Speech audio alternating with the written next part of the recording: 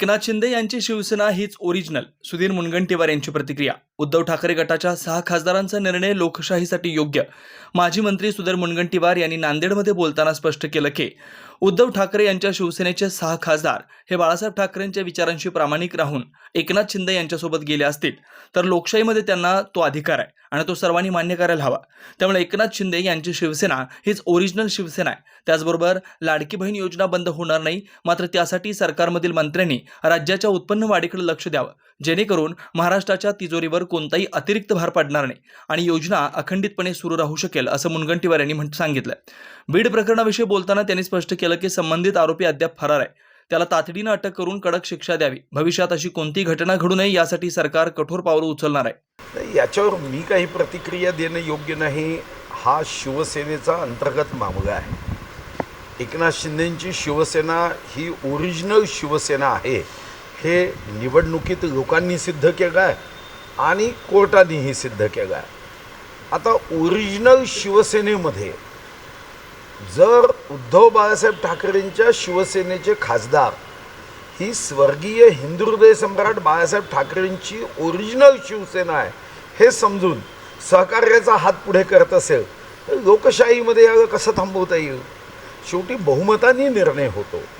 एक व्यक्ती पार्टीला धरून बांधून पुढे नेऊ शकत नाही. त्या पक्षामध्ये असणाऱ्या असंख्य अनंत आणि बहुमत असणाऱ्या कार्यकर्त्यांचं लोकप्रतिनिधींचं जे मत असेल ते मत प्रत्येकाने मान्य केलं पाहिजे. ऑपरेशन लोटस प्रमाणे शिंदे सेनेने सुद्धा आता ऑपरेशन टायगर असं नाव याला दिलेलं आहे. त्याचं ते फळ म्हणत नाही. ऑपरेशन टायगर असं नाव शिंदे हे साहेबांनी काही दिलं नाही, हे तुम्हीच दिलं. आणि साधारणतः शिवसेना म्हटलं की आपण त्याला समानार्थी शब्द टायगर म्हणतो, म्हणून मग ऑपरेशन टायगर हे चॅनलच्या लोकांनी दिलं. असं काही शब्द देऊन अशा पद्धतीचा उपक्रम किंवा अशा पद्धतीने संपर्क संवाद आणि खासदारांना आपल्या बाजूनी करण्याचा प्रयत्न कधीच होत नाही. ऑपरेशन टायगर शिवसेनेचा समानार्थी शब्द आहे. जिथं शिवसैनिक म्हटलं तिथं टायगर म्हटलं जातो, म्हणून ऑपरेशन टायगर. अर्थमंत्री होता तुम्ही स्वतः, तुम्ही महाराष्ट्राचा पूर्ण अभ्यास केलेला आहे. लाडक्या बहीण योजनेमुळं कोरडी थक पडलेली आहे. आपल्या तिजोरीमध्ये पैसे नाही आहेत, त्याच्यामुळं अनेकशा योजना. राजकीय नेत्यांचं काम अधिकाऱ्यांनी राज्य चालवायचं, अधिकाऱ्यांनी राज्याची अर्थव्यवस्था चालवायची, हे राजकीय नेत्यांचं काम नाही आहे. राजकीय नेत्यांचं काम आपल्या कर्तृत्वाने जेव्हा गोरगरिबांच्या कल्याणासाठी योजना कराव्या लागतात त्याचा समतोल करणं हे काम आहे. लाडकी बहीण योजना सुरू केल्यानंतर ती बंद करणं ही चूक आहे. एकूणच राजकीय क्षेत्रातील नेत्यांविषयी अविश्वास होईल आणि हाही अविश्वास शेकडो हजारो बहिणींच्या मनात नाही तर 2,33,00,000 बहिणींना आपण लाडक्या बहिणी योजनेचा फायदा देतो. राज्यकर्ते म्हणून जेव्हा हा फायदा देणारी योजना केली तर ती बंद करण्याचा विचार या जन्मात तरी आणता कामा नये. या दृष्टीने जर आपल्याला आपली आर्थिक शक्ती वाढवायची असेल तर त्या दृष्टीने मात्र $1 ट्रिलियन इकॉनॉमीचा विचार केला पाहिजे. आपल्या राज्याची आर्थिक सुधारणा कशी करता येईल, विविध क्षेत्रामध्ये उद्योग असेल, शेती असेल, सेवा असेल, रोजगार असेल, कृषी असेल, या सर्व क्षेत्रामध्ये आपण उपाययोजना करून आपली आर्थिक शक्ती वाढवायची आहे. राज्य सरकारचं काम हे नाही आहे की आपल्याला असणाऱ्या संसाधनेमध्ये जे आहे ते घडवायचं. संसाधनं वाढवण्याच्या दृष्टीने नियोजन करणं त्यासाठी आवश्यक असेल तर फक्त आर्थिक स्थिती सुधारण्यासाठी दर आठवड्याला मंत्रिमंडळाची एक स्वतंत्र बैठक घेणं, त्या विभागाच्या मंत्र्यांनी आपापल्या विभागाची आर्थिक शक्ती कशी वाढवता येईल याचा प्रयत्न करणं म्हणजे सरकार आहे. नाहीतर मग तर काय अधिकारी सुद्धा आपापल्या पद्धतीने काम करू शकते. म्हणून हा गैरसमज काढून टाका. लाडकी बहीण योजना कोणीही बंद करू शकत नाही. जानेवारीमध्ये 5 लाख जे 65 वर्षावरील महिला होत्या त्यांचे देखील टक्का कमी झालेला आहे. हे समजलं नाही मला. लाडक्या बहीण योजनेमध्ये लाडक्या बहिणीची जी मर्यादा आहे ती 21 ते 65 आहे.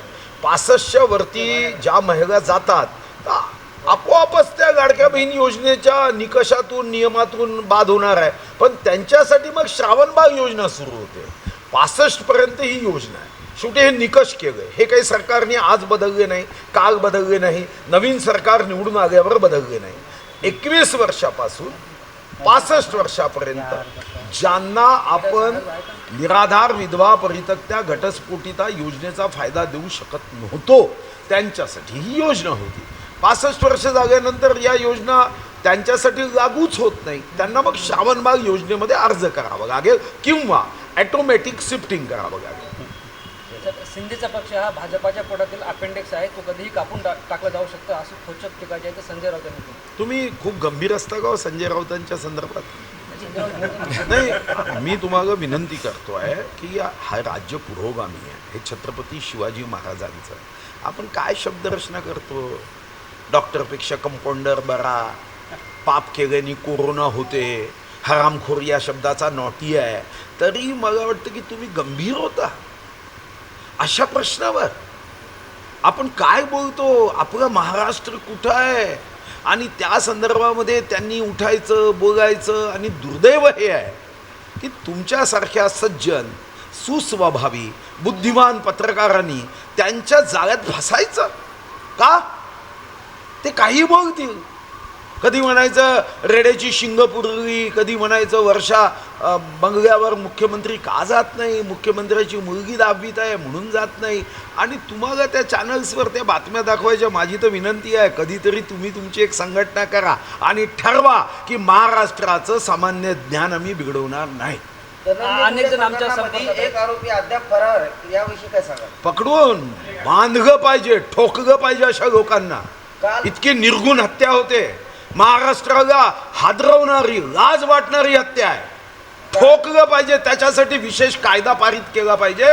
आत्ता असणाऱ्या कायद्यामध्ये तरतूद नसेल तर कायदा पारित करून अशा माणसाला चौकात उभं करून साऱ्या महाराष्ट्राच्या लोकांनी सुया टोचल्या पाहिजे. अनेक जण आमच्या संपर्क आहेत. टप्प्याटप्प्याने शिवसेनेत प्रवेश होईल, जे ऑपरेशन टायगरच्या प्रश्नावर उदय सामंत यांनी उत्तर दिलं. मग चांगली गोष्ट आहे ना.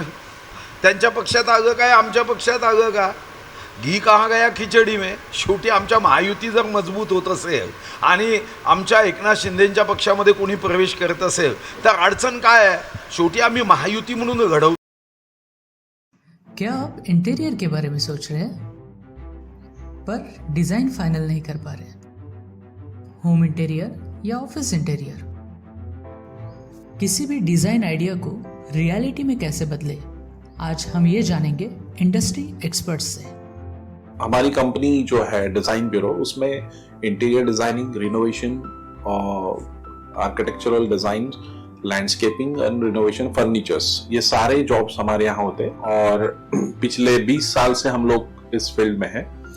और इसमें 2 से 3 कैटेगरी आप इसको डिवाइड कर सकते हैं, जिसमें कि हम रेसिडेंशियल बोलते हैं, कमर्शियल बोलते हैं और रिनोवेशंस बोल सकते हैं. बेसिकली क्लाइंट्स की नीड्स को अंडरस्टैंड करना, सो नीड बेस्ड एनालिसिस हमारे यहाँ होता है.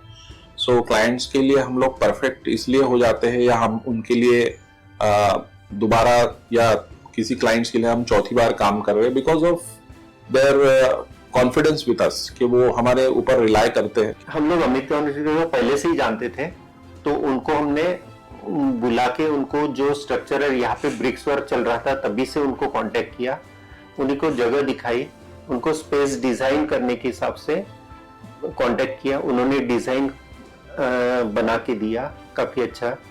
जो भी उसमें जो भी चेंजेस थे उनको वर्कआउट किया हमने. जब जो मटेरियल लेना था वो साथ में हमारे आए, सिलेक्शन के लिए आए. वो जो भी सारा सिलेक्शन उन्होंने काफी अच्छे से करवाया.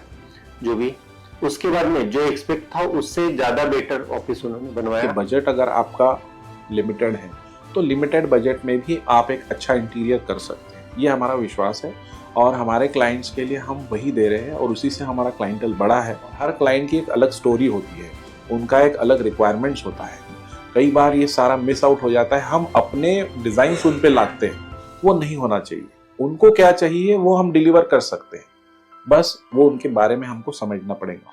तो हमारे इसमें हम एक ही बोलते हैं कि ड्रीम कम्स ट्रू. आप ड्रीम देख रहे हो, हम उनको फुलफिल करेंगे, वो हमारी रिस्पॉन्सिबिलिटी है.